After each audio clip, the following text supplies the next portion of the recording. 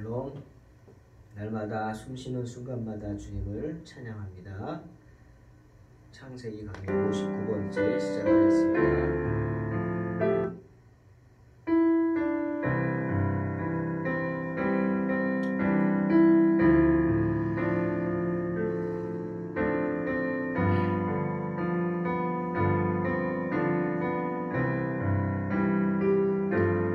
날마다 숨쉬는 순간마다 내 앞에 어려운 일 보내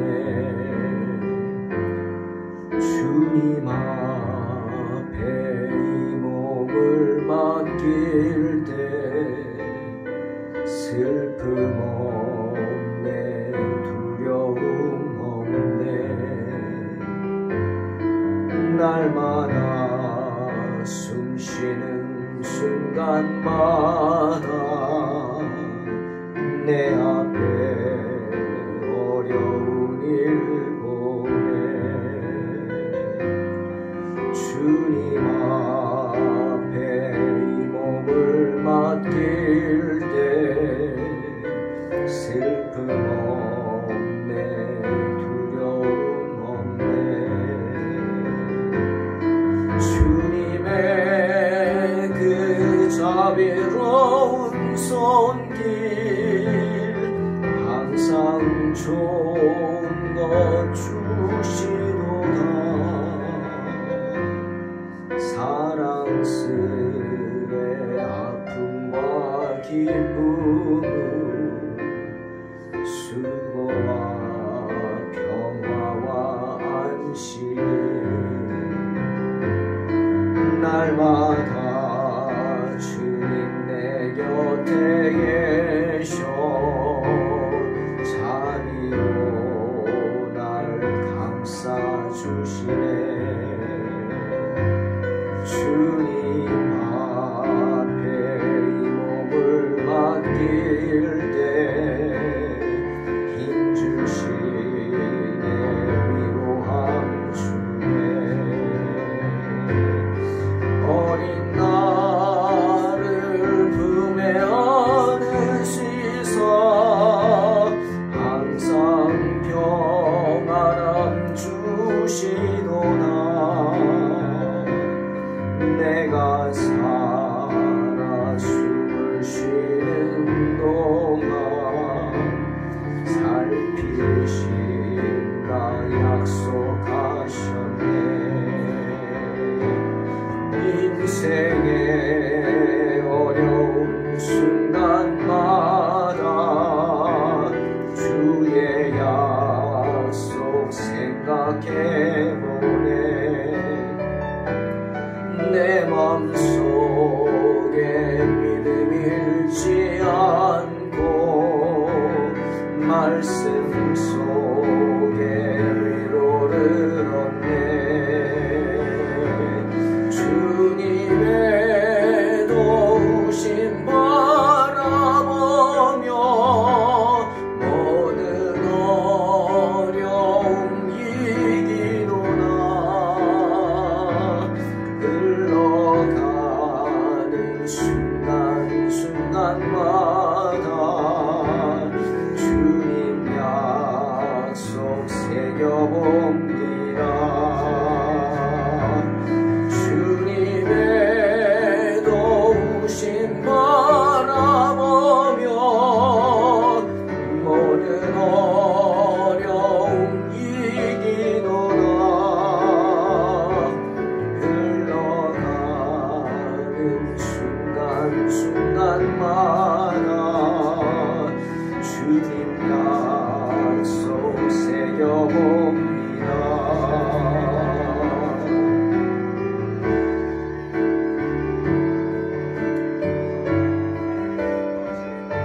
날마다 하루하루 감당할 시험밖에는 허락지 않으시는 주님을 믿습니다. 오늘도 그런 믿음을 가지고 두렵고 떨리는 마음으로 인생 가운데 나아가길 원합니다. 그만한 마음을 버리고 겸손하게 주님 의지하기 원합니다. 주님의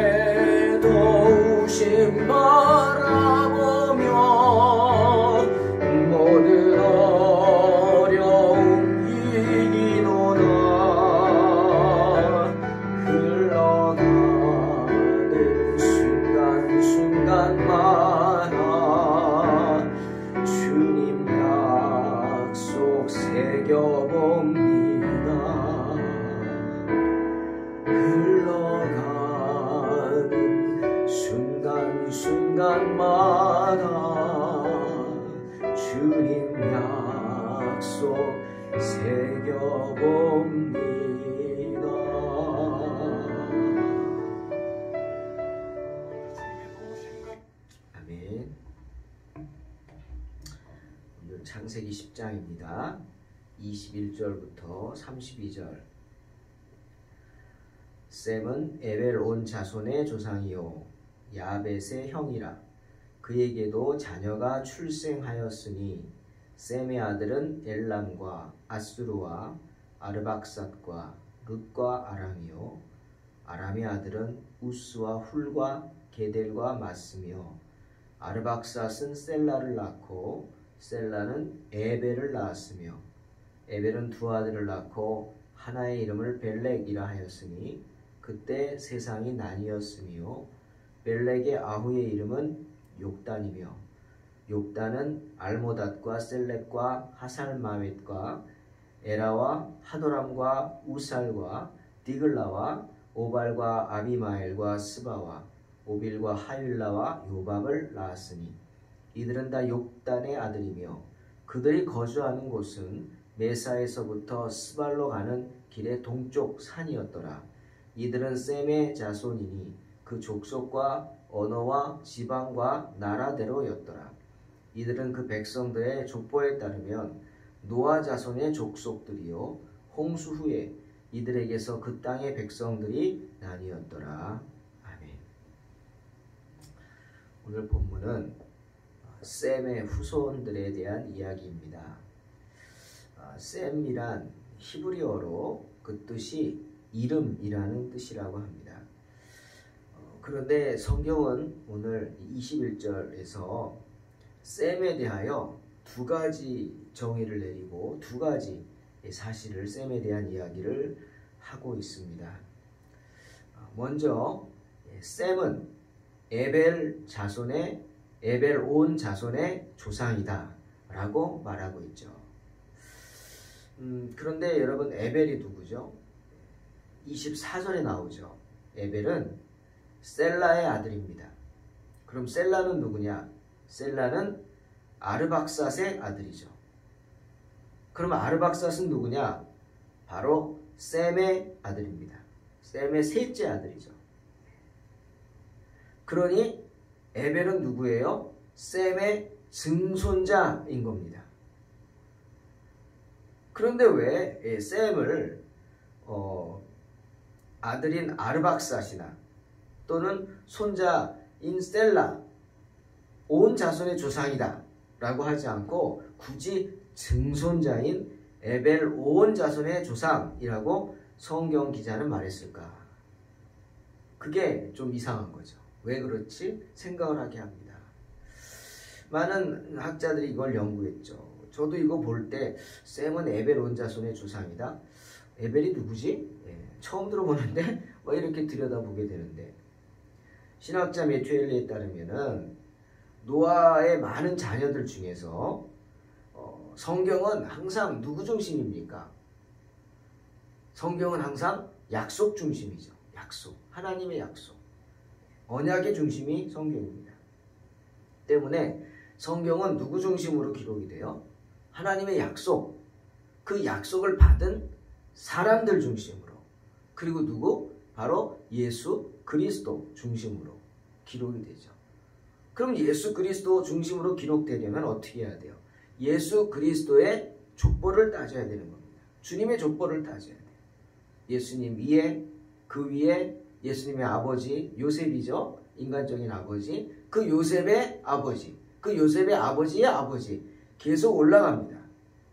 결국 올라가면 어디까지 갑니까? 아브라함까지 가겠죠. 예? 하나님의 약속의 자녀 아브라함. 약속의 자녀를 찾아가는 겁니다. 그 아브라함과 그의 후손, 곧 하나님의 언약의 백성들, 이들이 누구냐? 올라가니까 에벨의 후손들이라는 겁니다. 에벨. 네. 셈의 많은 자녀 중에서 그 중에서 셈의 아들 아르박삿, 그리고 그 아르박삿의 아들들 가운데서도 셀라, 그 셀라의 다른 아들들 가운데서도 에벨.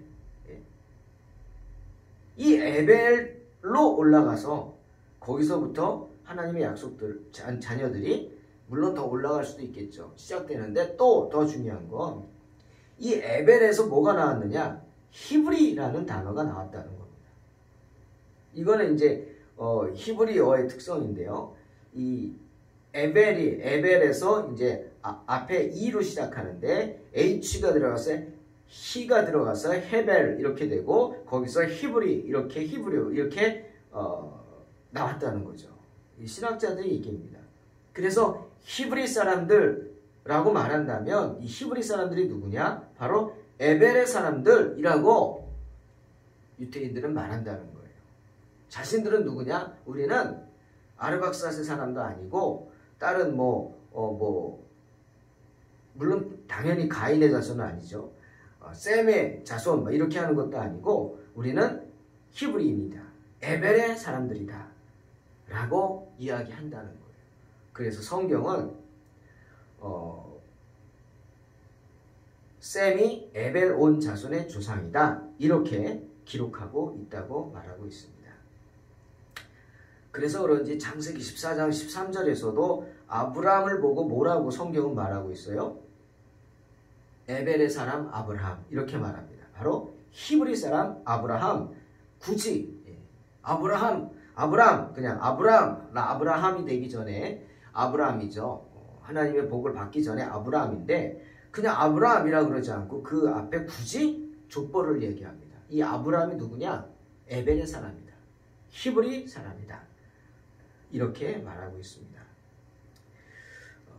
이 25절에 오늘 이 에벨 때에 온 세상이 나뉘었다고 합니다. 에벨이 벨렉을 낳는데 아들 둘을 낳는데 그 중에 하나가 벨렉인데 이 에벨이 벨렉을 낳았을 때 세상이 나뉘었다. 이 세상이 나뉘었다는 말은 이제 나중에 11장에 가서 나오는데 혼란의 시기가 온 거죠. 정말 온 세상이 혼란한 시기가 된 거예요. 언어가 갑자기 말이 막 하는 말이 막 달라져서 못 알아듣고 말이 다르니까 어떡합니까? 오해가 생기고 다툼이 생기고 인간은 그렇잖아요. 이기적인 동물이라. 혼란한 시기가 온 거죠. 그 혼란한 시기에 하나님께서 이 셈의 자손, 그 셈의 자손 중에서도 많은 아들들 중에서도 이 에벨을 택해서 이 에벨을 통해서 에벨의 사람들을 만드셨다는 거예요. 히브리 사람들, 즉 히브리 가문을 만드시고 이 히브리 가문을 보존시켰다 이렇게들 말합니다. 그래서 창세기 이 저자가 셈은 누구냐? 에벨 온 자손의 조상이다 라고 말함으로써 히브리 사람들의 조상이 누구냐? 바로 셈이다 이렇게 말하는 거죠. 셈 하면은 히브리 사람들이 누구지? 이렇게 할 수가 있는데 이 셈이 누구냐면 바로 에벨 온 자손의 조상이다. 즉 히브리 너희들의 조상이다 라고 말함으로써 셈을 높여준 거죠. 하나님의 약속의 자녀로서의 명예로운 호칭을 붙여준 겁니다. 여러분 생각나시지 않아요? 가나안의 아비가 누구예요? 함이죠. 굳이 성경은 함을 뭐라 그랬어요? 가나안의 아비라고 그랬어요. 함 아들 많아요. 많은 아들이 있지만 굳이 그 중에 하나 가장 타락하고 정말 하나님께 미움받은 이 정말 많은 약속의 자녀들을 시험에 들게 하고 유대인들을 많이 시험에 들게 해서 성적으로 문란하게 해서 많은 사람들을 죽게 만든 사람이 가나안인들이죠. 근데 굳이 함은 누구예요? 가나안의 아비예요. 하지만 셈은 누구예요? 에벨 온 자손의 조상이에요. 히브리인의 조상이에요. 너무 대조되지 않습니까? 이렇게 대비를 시키고 있는 것입니다. 같은 것이 아니에요. 다른 것이에요. 똑같은 아비가 아니라고요. 가나안의 아비라고 함을 부른 것은 함이 타락한 자손들의 아비라고 하는 불명예스러운 호칭이지만 셈을 에벨 온 자손의 조상이다. 즉 히브리인들의 조상이다 라고 부른 것은 그를 명예롭게 호칭한 거죠. 즉 하나님이 이 셈의 후손들을 축복하신 것입니다.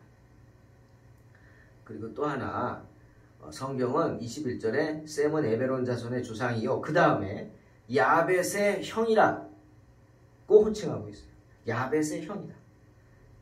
그런데 여기에 대해서는 정말 말이 많습니다. 이거는 우리가 이걸 어떻게 해석하느냐 물론 있지만 원어를 들여다보는데 그 히브리 원어가 아주 옛날 문자라서 해석하는데도 뭐 100%가 있겠어요. 그때 살아보지 않았는데 그때 말 쓰던 사람들이 아닌데 오늘날 몇천 년이 지난 다음에 그 말씀을 보니까 이게 힘들죠. 특히 이 문법이 힘든 겁니다. 우리 개역 개정에서는 셈을 오늘 성경에 야벳의 형이라고 번역하고 있지만 아니라는 거죠. 창세기 10장 21절의 히브리 이 본문, 이 원어를 살펴보면 해석이 다릅니다. 히브리 문법이 좀 어렵습니다. 하지만 많은 성서신학자들이 그 부분을 직역할 때 이렇게 말합니다. 셈에게는 맏형이 있었다. 그가 바로 야벳이었다. 라고 번역합니다. 그러니까 이 말은 야벳의 형이 아니에요. 셈에게는 맏형이 있었다. 그가 바로 야벳이었다. 야벳이 셈의 형인 거예요. 그래서 NIV 성경에서는 이 부분을 그렇게 맞게 직역한 것으로 해석하죠. And to Sem, whose older brother was Jabez. Whose older brother was Jabez. 바로 셈의 older, 나이 많은 형제가 있는데 그 형제가 이름이 뭐냐? 야벳이다. 즉 셈의 형이 야벳이라고 말하는 거예요. 셈의 큰 형이 야벳이다. 이런 관점에서 보면 창세기 9장 27절 하나님이 야벳을 창대하게 하사 셈의 장막에 거하게 하시고 이 말씀을 조금 더 다르게 들여다볼 수가 있어요. 그 노아의 축복이 이게 무슨 소리지 했는데 하나님이 야벳을 창대하게 한다? 당연하죠. 왜? 장남이니까. 예? 히브리 민족의 우리와 같은 거잖아요. 장남이 잘 돼야 된다. 뭐 이거잖아요. 유산도 장남에게 막 주고. 그런 같은 문화권이거든요. 정서가 같죠. 그러니 누굽니까? 쌍둥이 축복할 때 이삭이 에서와 야곱 축복할 때 장자권을 에서에게만 몰빵하잖아요. 몰아주잖아요. 야곱은 없어요.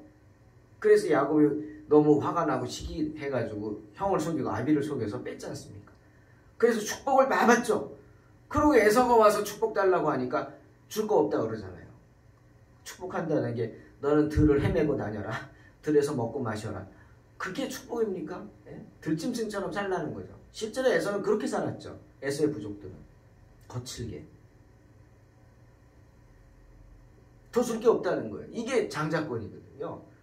그러니 오늘 성경도 야벳을 창대케 하사. 아니 셈이 형이라면 아니 먼저 셈을 창대하게 하셔야지 왜 야벳을 창대하게 하실까? 그 의문이 들었잖아요. 근데 만약 이렇다면 이해가 되죠.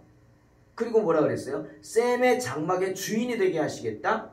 이 말은 야벳이 셈의 장막을 차지한다는 거예요. 이 무슨 이런 일이 있어요. 동생이 왜 형의 장막을 차지해? 이런 나쁜 동생이 어디 있어요? 근데 만약에 그게 거꾸로라면 형이 동생의 장막을 차지하게 된다? 이건 형이 받은 복을 동생과 나눌 수 있다. 이 뜻으로 받아들일 수 있다는 거죠. 그리고 오늘 본문 10장에서도 누구 먼저 성경은 말하고 있어요? 야벳 먼저 말하잖아요. 함은요. 할 말 없거든. 왜? 어떻게든 함은 가운데거든요. 그러니까 장자라고 얽히지도 않고 막내라고 얽히지도 않아요. 그냥 가운데예요. 오늘 보세요. 야벳을 제일 먼저 얘기하고 함 얘기하고 그 다음 마지막으로 셈을 얘기하는 거예요. 왜? 장유유서죠. 야벳이 형이기 때문에 가능한 거예요. 형부터 나와야죠. 그래서 오늘 이것은 우리는 이것을 그냥 어떻게 이렇게 했는지 야벳의 형이다. 우리만 이런 식으로 되어 있는데 이 야벳의 형이라는 구절이 직역을 하면 셈에게는 맏형이 있었다. 그가 바로 야벳이었다. 라고 번역할 수 있는 거예요. 이 의미는 뭐냐? 이 야벳의 후손이 교회와 영원히 단절되지 않았다는 것을 강조하기 위해서 이렇게 말한다라는 겁니다. 성경의 이 기자는 축복에 있어서뿐 아니라 출생에서도 셈이 야벳의 동생이었다. 이렇게 말을 하면서 우리로 하여금 야벳과 셈은 함께 복을 나누는 존재다. 그래서 야벳이 셈의 장막에 거한다. 이런 표현으로 말씀하셨다라고 해석을 하는 겁니다. 나눠야 되는 거죠. 함께 나누는 거죠. 결국 야벳은 정말 지금까지의 모든 문명의 중심지였고 잘 사는 국가 아닙니까? 그런 국가들이 이제는 점점 어려워지고 있지만 결국은 셈과 야벳이 같은 장막에서 거하면서 그 은혜를 나눠 이 마지막 때에 하나님의 복음의 증거자가 될 줄로 믿습니다. 셈의 족보는 이 31절에서 마칩니다. 그리고 모든 민족의 계보들이 32절에서 끝납니다. 유대인의 그 내려오는 그 미드라시라는 그 전통 책에 보면 노아의 방주 후에 세상에 여러 가지 언어를 가진 족속이 70족속이 있었다고 합니다. 구체적으로 나눠서 얘기해요. 야벳이 14족속, 함이 31족속, 셈이 25족속이었다. 합이 70이다. 그런데 유대 랍비들이 말하는 건 조금 다르죠. 야벳은 같은데 14, 함이 30이고 셈이 26이다. 또 초대교회 교부들은 아니다. 70개가 아니다. 72개다. 족속이 세상에 이 72개 족속이 흩어져 있다. 이렇게 말합니다. 그런데 이게 뭐가 중요할까요? 이런 계산, 임의적인 거죠. 이 유대인들은 70이라는 숫자를 굉장히 중요하게 생각하죠. 70인 전도대 얘기를 합니다. 유대인들은. 봐라, 70인 전도대. 예수님이 70인 전도대를 보내지 않았냐. 왜? 70족속이 있으니까 그렇다. 세상에. 네? 종족이 70종족이라는 거예요. 그래서 70인 전도대를 보냈다. 뭐 이렇게 자꾸 숫자의 의미를 두는데 너무 자의적인 해석인 것 같아요. 그것은 중요한 게 아니겠죠. 분명한 것은 뭐냐? 노아의 후손들을 통해 세계 각국으로 많은 종족들이 갈라져 나갔다는 거예요. 그죠? 어떻게 70개라고 말할 수 있는지 모르겠는데 손가락으로 세어도 70은 더 될 것 같아요. 나라가. 그죠? 나라만 그렇고 종족도 다르고 언어도 다르잖아요. 분명한 것은 그 기원이 노아의 세 아들 셈, 함, 야벳으로 흩어졌다는 겁니다. 그것이 32절에 나온 10장의 결론입니다. 이들은 그 백성들의 족보에 따르면 노아 자손의 족속들이요 홍수 후에 이들에게서 그 땅의 백성들이 나뉘었더라. 하나님의 백성들은 노아의 자손들은 셈, 함, 야벳의 후손들은 이렇게 해서 세계 각국으로 흩어져 각기 다른 민족을 이루었습니다. 세계 각국에 흩어져서 하나님의 백성들이 이렇게 흩어져 살고 있다는 거예요. 추운 곳에서, 더운 곳에서, 습하고 건조하고 때론 산악지역에서, 바닷가에서, 평원에서 그들은 오랜 기간 흩어져 살면서 각기 다른 언어를 쓰고 각기 다른 문화 속에서 각기 다른 문명을 이루고 그 환경에 나름 적응하며 살아왔습니다. 서로 다른 환경이니까 먹는 것도 다르고요. 입는 옷도, 복장도 다르고요. 당연히 생활 풍습도 다릅니다. 다르죠. 우리 다른 거 인정하잖아요. 인정해야죠. 하지만 로마서 8장 14절에 무릇 하나님의 영으로 인도함을 받는 사람은 곧 하나님의 아들이다 라고 분명히 말씀하십니다. 무슨 말이에요? 그렇게 각기 다른 곳에 살고 있는 많은 사람들 속에 하나님의 영을 받은 사람들이 있다는 거예요. 하나님의 영이 임한 사람들이 있어요. 누구예요? 하나님의 자녀예요. 우리는 모르지만 하나님은 아세요. 고린도전서 2장 12절 13절 이렇게 바울이 말하죠. 우리가 세상의 영을 받지 아니하고 오직 하나님으로부터 온 영을 받았으니 이는 우리로 하여금 하나님께서 우리에게 은혜로 주신 것들을 알게 하려 하심이라. 우리가 이것을 말하거니와 사람의 지혜가 가르친 말로 아니하고 오직 성령께서 가르치신 것으로 하니 영적인 일은 영적인 것으로 분별하느니라. 분명히 말씀하십니다. 그 많은 사람들 속에 세상의 영을 받지 않고 하나님으로부터 온 영을 받은 하나님의 사람들이 있다는 겁니다. 누구예요? 그리스도의 마음을 가진 사람들이죠. 그런 분들은 하나님께 부름받을 수 있습니다. 부름받습니다. 때문에 사도 요한이 천국을 볼 때 계시록 7장 9절에서 그가 주님을 바라볼 때 주님 곁에서 수많은 사람을 보잖아요. 이 이후에 내가 보니 각 나라와 족속과 방언과 백성에서 아무도 능히 셀 수 없는 큰 무리가 나와 말하죠. 각 나라와 족속과 백성과 방언에서 아무도 능히 셀 수 없는 큰 무리가 나와 흰옷을 입고 손에 종려가지를 들고 보좌 앞과 어린 양 앞에 서서 큰 소리로 외쳐 이르되 구원하심이 보좌에 앉으신 우리 하나님과 어린 양에게 있도다. 부르짖는 사람들 누구예요? 바로 하나님의 사람들이죠. 하나님의 백성들이라는 겁니다. 여러분, 셈의 후손이 누굽니까? 셈의 후손은 바로 그렇게 선택받은 백성들이에요. 택함을 받은 히브리인이에요. 에벨의 자손들이에요. 세상이 아무리 험악해도 우리가 끝까지 믿음을 지키면서 믿음을 지킨다면 우리는 흰옷을 입게 될 것이고 손에 종려나무 가지를 들게 될 것입니다. 누가 종려나무 가지 들 수 있어요? 누가 흰옷 입을 수 있어요? 바로 예수 그리스도의 십자가 보혈로 씻음을 받은 육적인 히브리인만이 아니라 영적인 히브리인입니다. 에벨의 신앙을 따르고 셈의 신앙을 따르는 그런 사람들만이 흰옷을 입고 손에 종려나무 가지를 들 수 있는 것입니다. 이런 복된 백성 되시기를 주의 이름으로 축원합니다. 기도하겠습니다. 하나님 아버지 감사합니다. 부족한 저희들에게 또 말씀으로 힘을 주시니 감사합니다.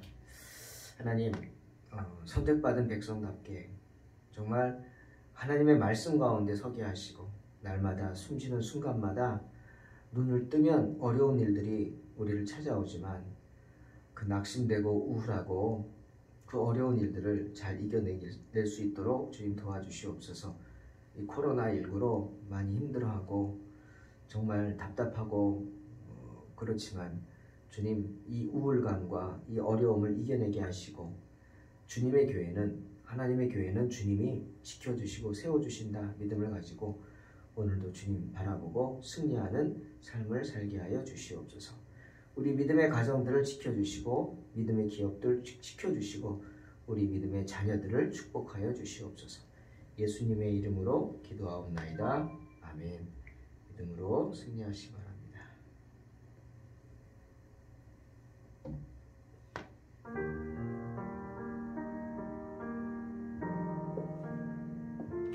날마다 숨쉬는 순간마다 내 앞에 어려운 일 보내 주님 앞에 이 몸을 맡길 때 슬픔 없네 두려움 없네 주님의 그 자비로운 손길 항상 좋은 것 주시도다 사랑스레 아픔과 기쁨을 수고와 평화와 안식을